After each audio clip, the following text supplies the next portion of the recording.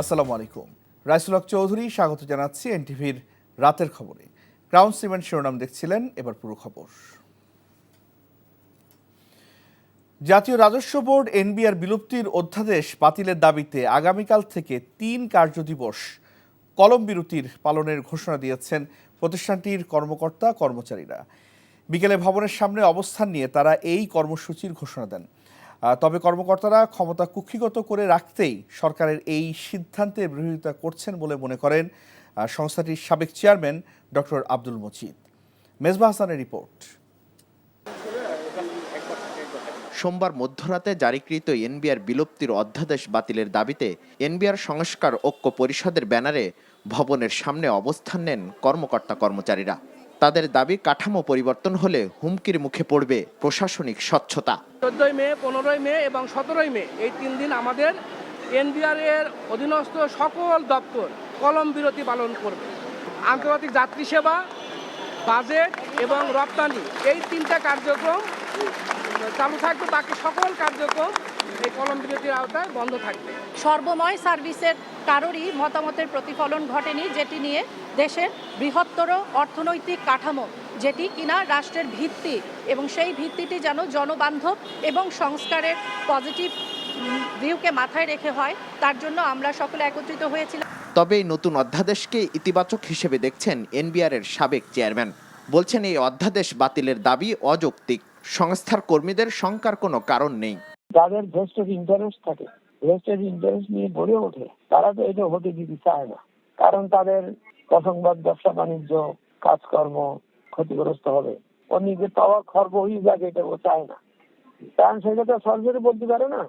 সেই জন্য ওই আমাদের কি হলো, আপনারা আমাদের কি করলেন, আমরা এটা হতে দেবো না বলে পেন ডাউন করতেছে বা করতেছে, এর তো কোনো মানে নেই। কর নীতি নির্ধারণ ও কর প্রশাসনকে আলাদা করে দক্ষতা বাড়ানো ও স্বার্থের সংঘাত কমানো এবং দেশের কর ভিত্তি বিস্তৃতি করার উদ্দেশ্যে এই সিদ্ধান্ত নেওয়া হয়েছে বলে জানান সংশ্লিষ্টরা। Misbah Hasan, NTV news, Dhaka. NBR ভেঙে 2টি ভাগ করা হলেও রাজস্ব আদায়ে এর কোনো প্রভাব পড়বে না এবং সংস্থাটির কর্মকর্তাদের এতে দুশ্চিন্তার কিছু নেই বলে জানিয়েছেন অর্থ উপদেষ্টা ডক্টর সালেউদ্দিন আহমেদ। সকালে সচিবালয়ে সরকারি ক্রয় সংক্রান্ত উপদেষ্টা পরিষদ কমিটির সভা শেষে এই কথা বলেন তিনি। জানান, আর টাকা ছাপিয়ে ফুলিয়ে ফাঁপিয়ে বাজেট বড় করা হবে না। রিপোর্ট করছেন রকুনউদ্দিন। জাতীয় রাজস্ব বোর্ড এনবিআর ভেঙে রাজস্ব নীতি ও রাজস্ব ব্যবস্থাপনা নামে 2টি বিভাগ সৃষ্টি করে সোমবার রাতে প্রজ্ঞাপন জারি করেছে সরকার। আইএমএফের শর্ত মানতে ও তাদের মতামত উপেক্ষা করে এমন সিদ্ধান্ত দাবি করে আগে থেকেই এই প্রস্তাবের বিরোধিতা করে আসছিলেন আয়কর ও কাস্টমসের কর্মকর্তাদের অনেকে। মঙ্গলবার সচিবালয়ে সরকারি ক্রয় সংক্রান্ত উপদেষ্টা পরিষদ কমিটির সভা শেষে এ বিষয়ে সাংবাদিকরা জানতে চান অর্থ উপদেষ্টার কাছে। এনবিআর এর আপনার করার চিন্তা করা, দুশ্চিন্তা করার কোনো কারণ নেই। ওদের সাথে যে আলাপ করি না তা না, কারণ আলাপ যদি মনে করেন এনবিআরে হাজার হাজার কর্মচারী সদস্যের সাথে আলাপ করে তা না, যারা মেম্বার সদস্য ডেফিনেটলি তাদের সাথে আলাপ করছে। ওদিকে আবার প্রশাসনের লোকের কিছু মন্তব্য আছে, তাদের সাথে আলাপ করা হয়েছে। এটা ইন্টারন্যাশনাল প্র্যাকটিস, পলিসি ডিভিশন আর ইমপ্লিমেন্টেশন ডিভিশন এক থাকে না। এখন এনবিআর যদি পলিসিও করে, মানে যাদের খালি কাজ হলো কালেক্ট করা, তো এটা একটা কনফ্লিক্ট ইন্টারেস্টও থাকে। এ সময় তার কাছে সাংবাদিকদের প্রশ্ন ছিল, এমন সিদ্ধান্ত রাজস্ব আদায়ে কোনো প্রভাব ফেলবে কিনা। রাজস্ব আদায়ে কোনো প্রভাব না, রাজস্ব আমরা এই পর্যন্ত যেটা অলরেডি কিন্তু রাজস্ব আদায় গতবারের তুলনায় 2% কিন্তু বেশি হয়েছে, খুব হতাশাব্যঞ্জক না। আসছে বাজেট কেমন হবে তা নিয়েও ধারণা দেন অর্থ উপদেষ্টা। বড় বড় মেগা প্রজেক্টে ধার করে ডেফিসিট দিয়ে এগুলি করব না, এবং ব্যাংক থেকে বড়োইংও করে বিরাট তারপর টাকা ছাপিয়ে আমরা এগুলো বাজেটটা বাস্তবায়ন করে। আগামী অর্থ বছরের বাজেটে কিছুটা ঘাটতি থাকবে, তবে তা পূরণ করতে বিশ্ব ব্যাংক সহ বেশ কয়েকটি প্রতিষ্ঠানের সাথে আলোচনা চলছে বলেও জানান অর্থ উপদেষ্টা। রকুনউদ্দিন, এনটিভি নিউজ, ঢাকা। ভৌগোলিক অখণ্ডতা, প্রশাসনিক গুরুত্ব এবং ভোটারদের সংখ্যা বিবেচনা নিয়েই নতুনভাবে সীমানা নির্ধারণের কাজ শুরু করছে নির্বাচন কমিশন। 61টি আসনের 4% মামলার নিষ্পত্তি শেষ হলে 300 আসনে সীমানা নির্ধারণ হবে। এনটিভিকে দেয়া একান্ত সাক্ষাৎকারে নির্বাচন কমিশন সচিব আক্তার হোসেন বলেন, জাতীয় নির্বাচনের সরঞ্জাম কিনেও নির্বাচনের পথে এগিয়ে থাকছেন তারা।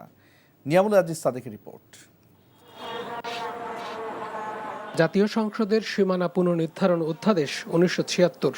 এই অধ্যাদেশ অনুসারেই আঞ্চলিক অখণ্ডতা, জনশুমারি ও গুরুত্ব বিবেচনা না করেই এতদিন হয়ে আসছিল সীমানা পুনর্নির্ধারণ। এরই আলোকে হচ্ছিল বিগত সংসদ নির্বাচনগুলো।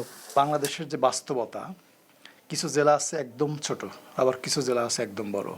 সো এই জন্য আমরা কতগুলো ক্যাটাগরিতে ভাগ করেছি, যে ছোটগুলোর জন্য এই যে পপুলেশনের ডেভিয়েশন সেটা একরকম, আর বড়গুলোর জন্য আর এক রকম। ঢাকা এবং চট্টগ্রামে এটাকে সর্বোচ্চ 25% করার কথা বলেছি 2024 সাল নির্বাচনে। এই ডেভিয়েশনটা 50%, 60% ছিল, যেটা একদম অ্যাবনর্মাল। এটা সারা দুনিয়াতে কোথাও নাই। কিন্তু সম্প্রতি 61টি আসনে 405টি আবেদনে সেসব সীমানা পুনর্নির্ধারণ নিয়ে প্রশ্ন তুলেছেন অনেকে। এরপরই এই অধ্যাদেশটি সংশোধন করে গেজেট প্রকাশিত হয়েছে।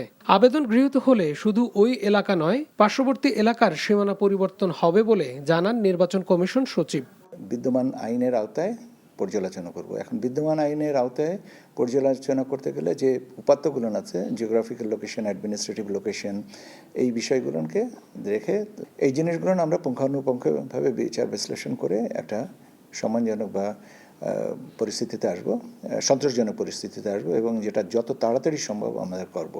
সীমানা পুনর্বিন্যাসে ভৌগোলিক অখণ্ডতা নিশ্চিত, প্রশাসনিক সুবিধা ও গুরুত্ব, ভোটারদের আধিক্য বিবেচনা করা হবে। নির্বাচন কমিশনের এই প্রশাসনিক প্রধান বলেন, জাতীয় নির্বাচনের কেনাকাটা শুরু হয়েছে। প্রয়োজনীয় সংস্কারের পর যেন নির্বাচন বিলম্বিত না হয়, এ কারণে তারা কার্যক্রম চলমান রেখেছেন। আমাদের টেন্ডারিং প্রসেস কমপ্লিট করতে আমরা 5 থেকে 6 মাসের মধ্যে করতে পারি। তাহলে আমাদের নির্বাচন যখনই হোক না কেন, এগুলো পেরিশেবল আইটেম না। যেহেতু পেরিশেবল আইটেম না, কাজে আমরা আমাদের প্রস্তুতিটা তো রাখতেই হবে। নির্বাচনের তারিখটা আমরা যেন পিছিয়ে না পড়ি, এই জন্য আমাদেরকে প্রস্তুতিটা রাখতে হবে। সীমানা পুনর্নির্ধারণের আবেদনকারীদের বেশিরভাগই 2008 সালের আগের সীমানায় ফিরে যেতে চান বলে জানা গেছে। কোনো আসনে সীমানা নির্ধারণে পরস্পর বিরোধী অভিযোগ পড়েছে বলে জানিয়েছেন সচিব। Niamul Aziz Sadek, NTV news, Dhaka. মানবিক করিডোর নিয়ে অন্তর্বর্তী সরকার কারোর সাথে আলোচনা না করে সিদ্ধান্ত নিচ্ছে মন্তব্য করে বিএনপি নেতা আমির খসরু মাহমুদ চৌধুরী এর মাধ্যমে বাংলাদেশকে যুদ্ধ পরিস্থিতির দিকে ঠেলে দেওয়া হচ্ছে কিনা সেই প্রশ্ন তুলেছেন। আর দলটির আরেক নেতা হাফিজউদ্দিন আহমেদ বলেছেন, অ্যামেচার সরকার বাদ দিয়ে দরকার নির্বাচিত সরকার। জাতীয় প্রেস ক্লাবে আলাদা অনুষ্ঠানে এসব কথা বলেন তারা। ইফতেখার রেজার রিপোর্ট।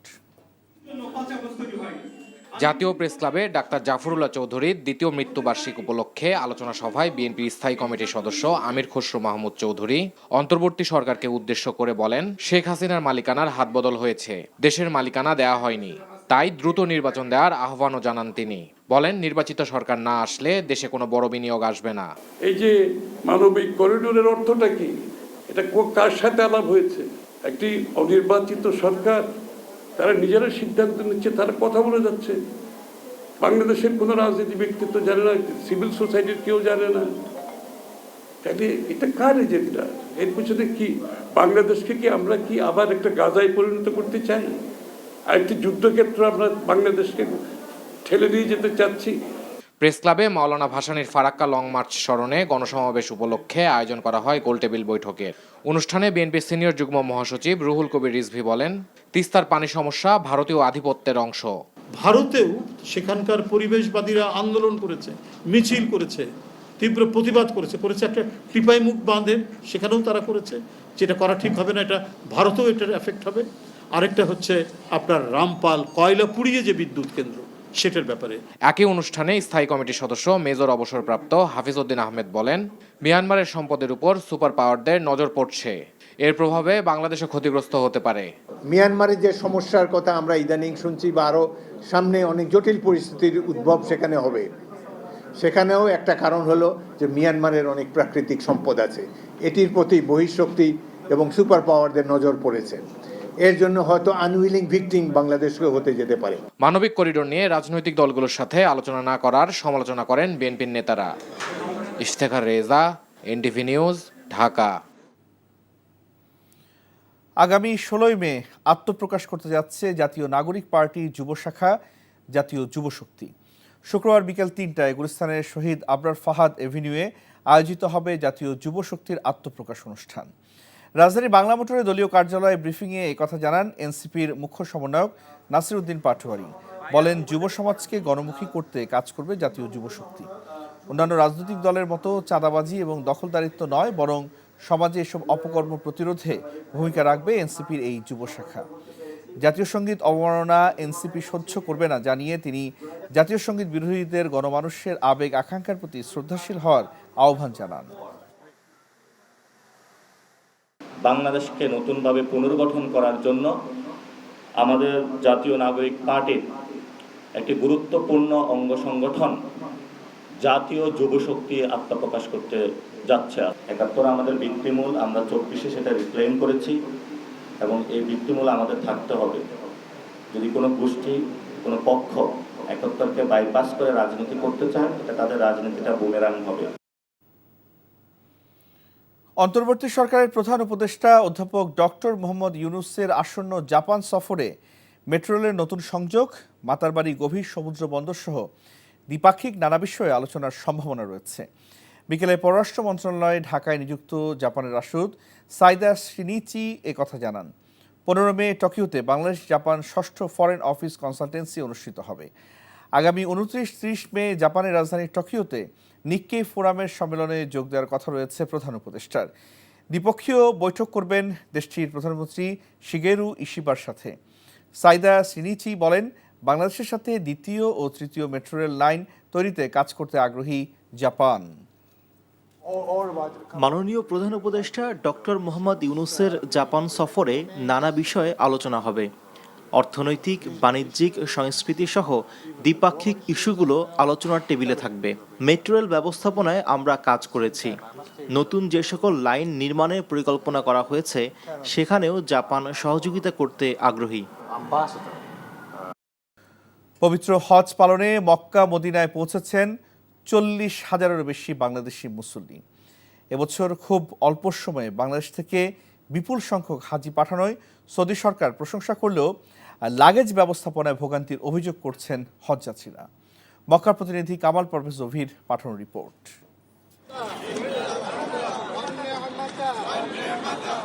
পবিত্র হজ পালনে যাওয়া বাংলাদেশি মুসল্লিরা এখন ইবাদত বন্দেগীতে ব্যস্ত সময় পার করছেন। পাশাপাশি আরাফাত, মিনা, মুজদালিফা, জাবালে নূর পরিদর্শন করছেন মক্কায় আগত হজযাত্রীরা। কাবা শরীফের কাছে তাওয়াফ করতে গেলে অবশ্যই এহরাম পরে যেতে হয়। তো আমরা উমরা করা অবস্থায় এহরামের কাছে গিয়ে তাওয়াফ করেছি। তারপরে আমরা চেষ্টা করছি যে এহরামের ভিতরে যেন 5 ওয়াক্ত নামাজ জামাতে পড়তে পারি, কোরআন তেলাওয়াত করা, নফল নামাজ পড়া, এই কাজগুলি করছি। অন্যদিকে রুট টু মক্কা ইনিশিয়েটিভের আওতায় বাংলাদেশি মুসল্লিদের লাগেজের অব্যবস্থাপনা ও লাগেজ না পেয়ে ভোগান্তির অভিযোগ করেন হজযাত্রীরা। লাকিসের যে ওয়্যার হাউসটা যেখানে করেছেন, এটা মোটামুটি হেরেম শরীফ থেকে অনেক দূরে, প্রায় 7-8 কিলোমিটার দূরে। হাজি সাহেবরা কারো লাকিস মিস হইলে ওখানে যাওয়া আসাটা হাজি সাহেবদের জন্য অনেক বদারসন। হাজি সাহেবদের লাকিসগুলোর প্রতি একটা মনোযোগ দেওয়া হয় এবং লাকিসগুলোর জন্য সাথে সাথে পাওয়ার মতো একটা ব্যবস্থা করা। মক্কায় আগত বাংলাদেশি হাজিদের লাগেজ ব্যবস্থাপনায় অনিয়মকারীদের বিরুদ্ধে কঠোর পদক্ষেপ নেওয়ার আহ্বান জানান হাবের প্রতিষ্ঠাতা মহাসচিব। লাগেজের ম্যানেজমেন্টটা থেকে আরও সক্রিয় এবং সুন্দর ব্যবস্থা করা উচিত আমি মনে করি, যাতে করে এক হোটেলের লাগেজ অন্য হোটেল না যায়। যে হজযাত্রী যে হোটেলের বসবাস করেন, যে লাগেজ ম্যানেজমেন্টের থিম হলো, এটা যে থিম হলো হজযাত্রী পৌঁছার আগে তার লাগেজ পৌঁছে যাবে তার হোটেলে। কিন্তু দেখা যাচ্ছে 2 দিন পরে লাগেজ অন্য খান থেকে এই ফ্লাইটে কারা কারা আসছে, কোন বিল্ডিংয়ে আসছে খুঁজে খুঁজে মোয়াল্লামগণ, এজি মালিকগণ, গাইডগণ যায় কষ্ট করে করে আনতে হয়। এদিকে পবিত্র হজ পালন করতে গিয়ে বিভিন্ন রোগে আক্রান্ত হয়ে এ পর্যন্ত 6 বাংলাদেশি ইন্তেকাল করেছেন। NTV international desk. শিক্ষার্থীদের টানা আন্দোলনের মুখে বরিশাল বিশ্ববিদ্যালয়ের উপাচার্য অধ্যাপক ডক্টর সুচিতা শর্মিন, উপাচার্য অধ্যাপক ডক্টর গোলাম রব্বানী ও কোষাধ্যক্ষ অধ্যাপক ডক্টর মোহাম্মদ মামুনুর রশিদকে অব্যাহতি দেওয়া হয়েছে। রাতে শিক্ষা মন্ত্রণালয়ের মাধ্যমিক ও উচ্চশিক্ষা বিভাগের বিশ্ববিদ্যালয় শাখার সিনিয়র সহকারী সচিব এএসএম কাশেম স্বাক্ষরিত প্রজ্ঞাপনে এই তথ্য জানানো হয়। অন্তর্বর্তী সময়ের জন্য উপাচার্য হিসেবে নিয়োগ দেওয়া হয়েছে রাজশাহী বিশ্ববিদ্যালয়ের ফলিত রসায়ন বিভাগের অধ্যাপক ডক্টর মোহাম্মদ তৌফিক আলমকে। এর আগে বিকেলে শিক্ষার্থীদের অবরোধ কর্মসূচির ফলে মহাসড়কে ব্যাপক যানজটের সৃষ্টি হয়। পরে প্রশাসনের হস্তক্ষেপে ঘটনাস্থল ত্যাগ করেন শিক্ষার্থীরা। এর আগে সোমবার থেকে আন্দোলনরত শিক্ষার্থীদের একাংশ আমরণ অনশন শুরু করেন।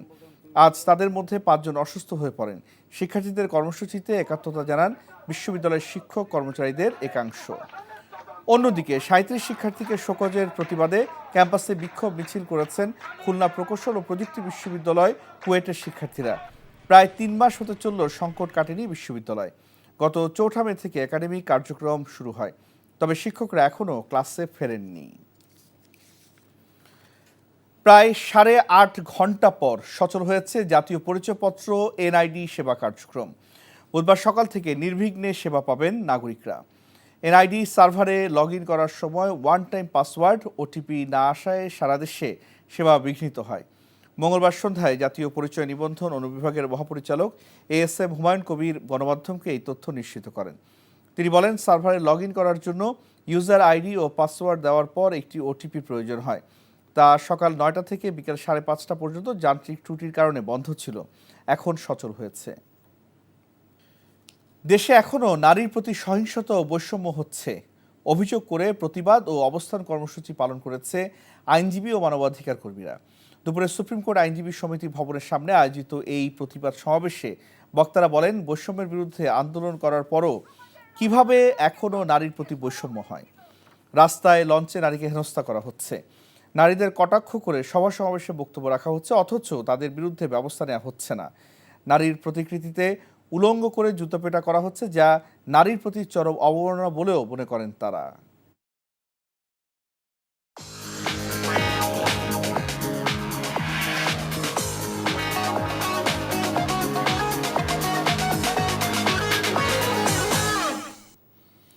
মার্কেন্টাইল ব্যাংক অর্থনীতির খবর।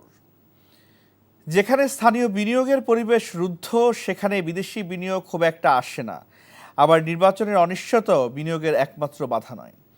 সকালে রাজধানীর আগারগাঁয়ে বিডা কার্যালয়ে বিনিয়োগের পরিবেশ উন্নয়নে রাজনৈতিক দলগুলোর মতামত জানতে আয়োজিত আলোচনা সভা শেষে এসব কথা জানান রাজনীতিকেরা। এ সময় জামায়াত নেতা হামিদুর রহমান আজাদ বলেন, সম্পদ ও মূলধনের নিরাপত্তা না দিলে বিনিয়োগ আসবে না। এতে জাতীয় স্বার্থের উপর ভিত্তি করে বিদেশি বিনিয়োগ আকৃষ্ট করার আহ্বান জানান গণসংহতি আন্দোলনের প্রধান সমন্বয়ক জুনায়েদ সাকি। আর এনসিপির মুখ্য সমন্বয়ক মোহাম্মদ নাসিরুদ্দিন পাটোয়ারি বলেন, জুলাই সনদের মতো একটি ফাইন্যান্সিয়াল চার্টার করা যায় কিনা তা বিডার ভেবে দেখা উচিত। এই ছিল রাতের খবর। এই খবরের ভিডিও সহ আপডেট জানতে ভিজিট করুন NTV অনলাইন www.ntv.com। এছাড়াও এনটিভি জনপ্রিয় সব অনুষ্ঠান ও খবর আপডেট জানতে ভিজিট করুন আমাদের ইউটিউব ও ভেরিফাইড ফেসবুক পেজ। রাত 1টায় মধ্যরাতের খবর দেখার আমন্ত্রণ রইল। ধন্যবাদ সবাইকে, শুভরাত্রি।